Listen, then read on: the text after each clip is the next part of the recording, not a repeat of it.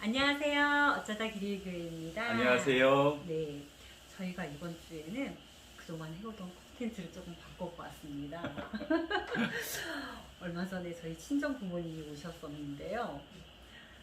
가요 좀 그만하면 안 되겠나 그러셔가지고 또 주변에서도 간혹 그런 얘기를 좀 들어가지고 저희가 오늘 특별히 CCM을 가지고 왔습니다.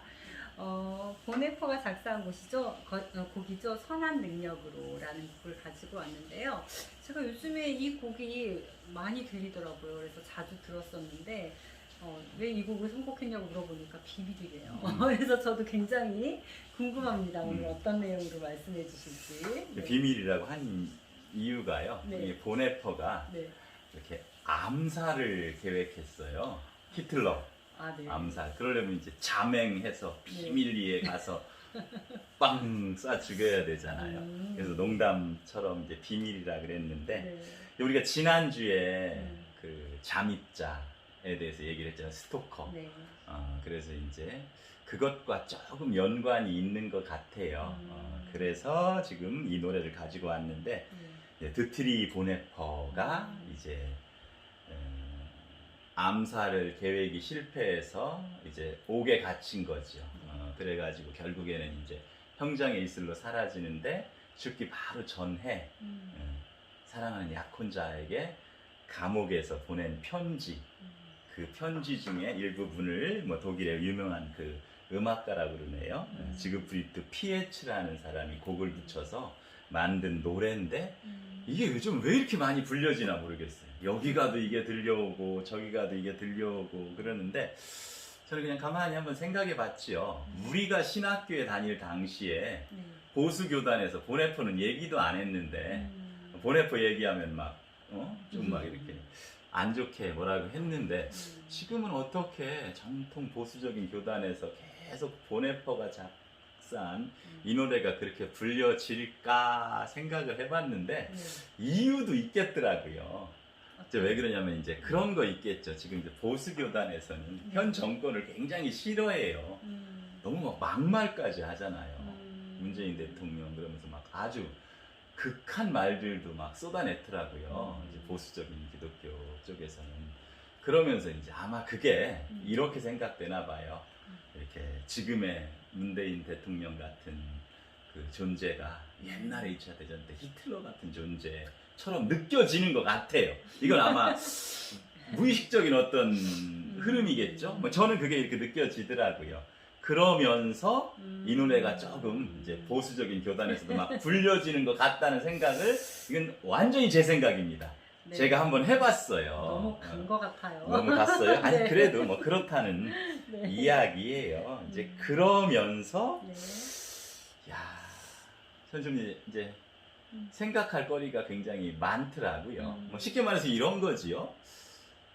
이게 이제 예수님과 함께한 뭐 저녁 식사인가 이런 데서 아마 나오는 내용인 것도 같고, 예전에 읽은 책에서 그런 이야기가 나와요. 우리 인간 중에 가장 악한 존재라고 생각하면 히틀러 같은 존재를 들 수 있는 거잖아요. 네. 그 가장 선한 존재, 뭐 그러면 이제 마더 테레사, 뭐 이 정도로 이렇게 놓고 우리는 이제 히틀러는 굉장히 안 좋은 악한, 뭐 유대인들을 그렇게 학살하고 2차 대전을 일으키고 많은 사람들을 전쟁에 이렇게 구렁텅이에 빠뜨리고 막 이래서 아주 악한으로 묘사되고, 마더 테레사 같은 사람은 그렇게 선한 일을 많이 했는데, 보통 우리가 그러잖아요. 하나님이 버러지 같은 너 야곱아, 뭐 이런 우리는 다 구더기 같은 그런 똥통에 빠져서 사는 죄인들인데, 그 구더기 중에 히틀러 구더기나 마더 테레사 구더기나 뭐 구더기는 구더기인데 구더기가 또 서로 뭐 히틀러 구더기는 안 돼, 테레사 구더기는 좋아, 이렇게 가니까 그런 건 아니지 않느냐. 어떻게 보느냐에 따라서는 또 이제 그런 생각도 한번 해보는 거지요. 네. 그 만약에 이게 드트리 보네퍼가 히틀러를 암살하는데 성공했다면, 이거 참 인류 역사가 어떻게 됐을까. 근데 그가 그렇게 아쉽게 죽잖아요. 39에. 네. 그 쟁쟁한 신학자면서 목회자가 뭐 죽고, 그리고 이렇게 세월이 흘러서 지금 한국에서도 그 보네포의 노래가 막 울려 퍼지니까 하나님이 일하시는 방법은 굉장히 특별하구나. 그리고 우리가 하나님이 일하시는 방법은 이해할래야 이해할 수 없구나. 그러면서 언제나 늘 이제 하나님의 미래와 하나님의 어떤 섭리에 우리는 될 수 있으면 부응하고 동참해야지 이런 생각을 해봐요. 그러면서 오늘은 이제 우리가 성경 본문을 한 2개 정도 읽어보자고요. 그 진짜 얘기를, 완전히 예. 달라졌네요. 성경책도 나오고. 아무튼 그래요. 이제 네. 마가복음 9장이네요. 9장 38절에서 40절 이거 한번 당신 읽어줘 보세요. 네. 요한이 예수께 여짜오되 선생님 우리를 따르지 않는 어떤 자가 주의 이름으로 귀신을 내쫓는 것을 우리가 보고 우리를 따르지 아니하므로 금하였나이다. 예수께서 이르시되 금하지 말라. 내 이름을 의탁하여 능한 일을 행하고 즉시로 나를 비방할 자가 없느니라.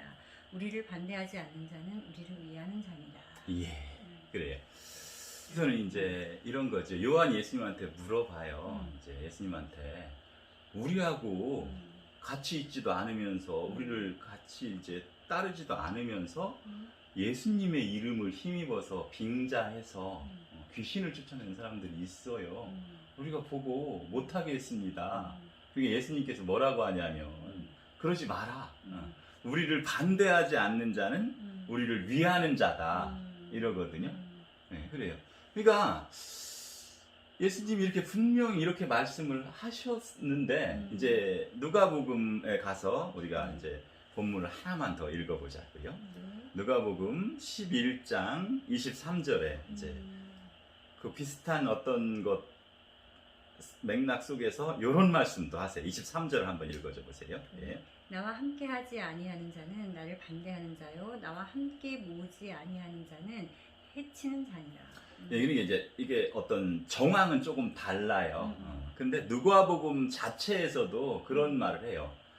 너희를 반대하지 않으면 너희를 위하는 자니라. 그러면서 이제 11장 앞에도 그런 말씀을 하시고 그러면서 또 11장에 오니까 나와 함께하지 아니하는 자는 나를 반대하는 자다. 이렇게 말씀을 하세요. 그러니까 앞하고 뒤하고 말씀이 예수님이 하는 말씀이 달라요. 또 굉장히 다른 게 있는데 어떤 게 있냐면 70인의 제자를 파송하면서도 그런 얘기를 해요.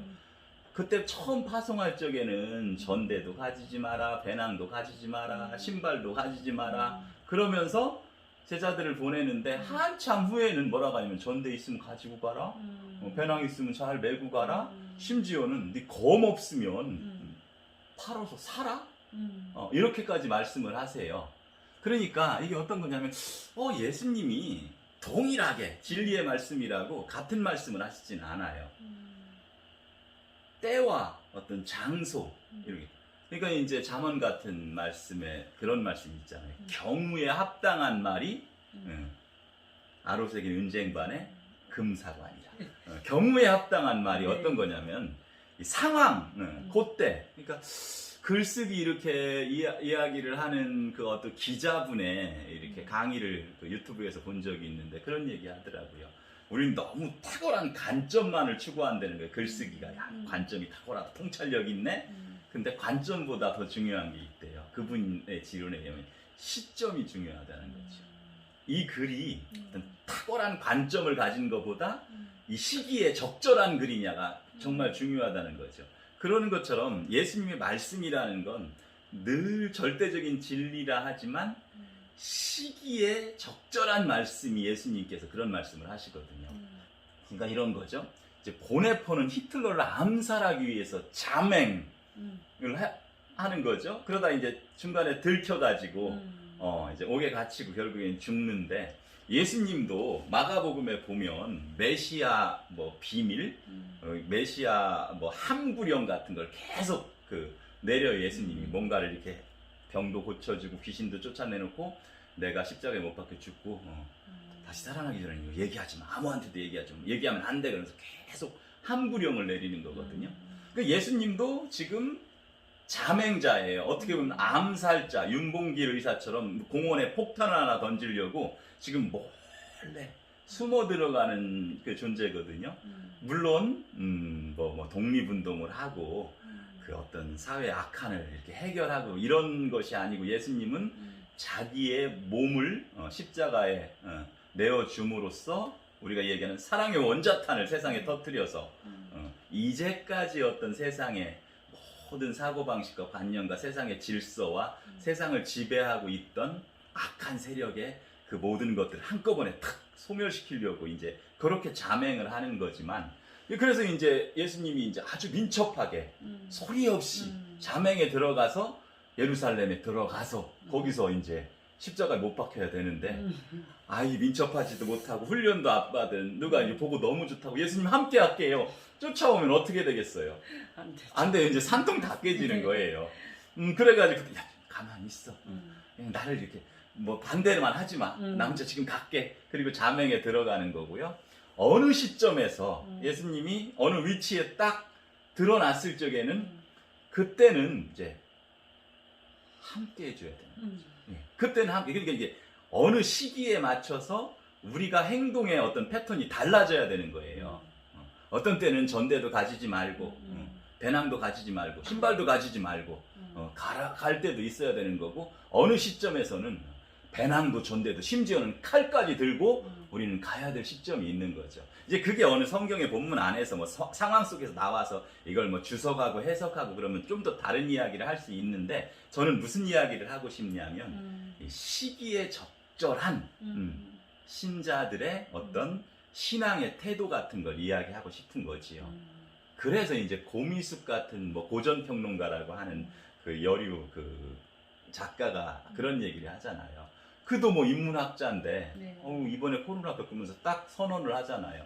이제는 이렇게 인간 중심의 인문학도 이제 한물 간 거다. 이제는 인류학의 시대가 펼쳐진다. 그러면서 우리가 우리 인간 중심으로 세상을 보던 눈을 완전히 뒤바꿔야 된다. 그러는 거예요. 이 반생명, 이 코로나를 우리는 다시 한번 생각해 봐야 되고, 코로나 사태 이후에 우리의 삶은 다른 삶이 되어야 되는 거예요. 뭐 그러면서 뭐 여러 가지로 이야기하는 건 너무 많잖아요. 그리고 정치, 경제, 뭐 사회, 문화적으로 다 변혁이 필요한 거고, 저는 누가 뭐래도 그 근간에 종교, 우리는 마루종자 가르칠 교자를 쓰거든요. 이 종교가 개혁되지 않고 변화되지 않으면 안 돼요. 그럼 어떻게 변해야 될 것이냐?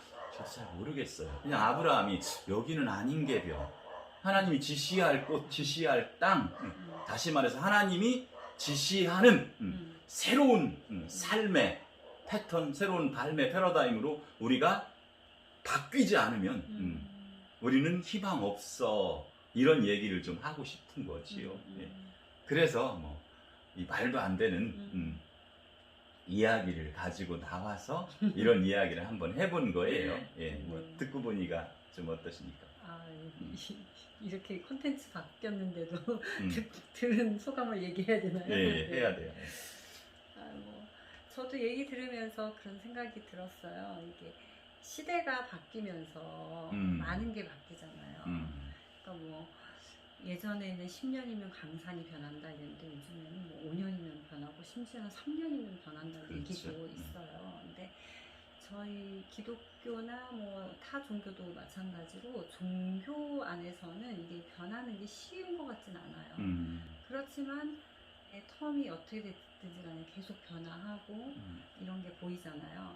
사도 바울도 얘기하는 상대가 누구냐에 따라서 굉장히 언어도 달리하고 이러면서 얘기했듯이 우리도 그런 것 같아요. 이 시대에 맞춰서 내용이나 형식이나 이렇게 변했지만 본질적인 거는 변하지 않는 거잖아요. 어떤 게 중요한지를 그냥 잘 기억하고 있으면 될 것 같고, 어떻게 할 때도 불신자들이 전도를 많이 했잖아요. 그런 데에 맞춰서 가다 보니 우리가 이제 코로나 시대에 맞춰서 유튜브를 하는데 이게 뭐 기존의 신자들만 듣는 게 아니잖아요. 이제 기존의 신자들이 찬양도 듣고 싶었나 봐요. 그래서 옛날 생각도 나고 좋았던 것 같습니다. 그래요.